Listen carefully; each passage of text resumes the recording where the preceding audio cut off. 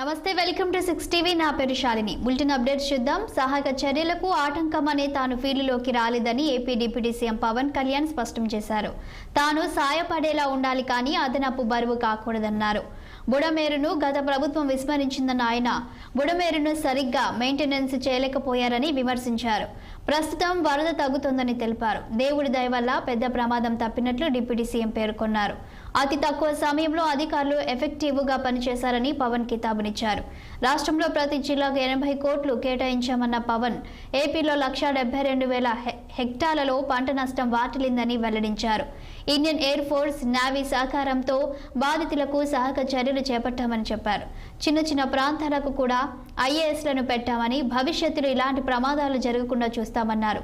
ఇక సీఎం సహాయ నిధికి ₹1 కోటి విరాళాన్ని వ్యక్తిగతంగా పవన్ కళ్యాణ్ ప్రకటించారు.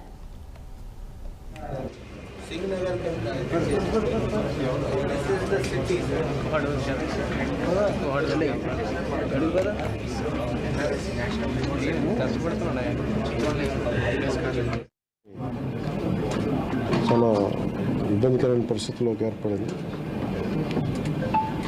ప్రభుత్వం వచ్చి ఈ 3 నెలల కాలంలోనే ఇంత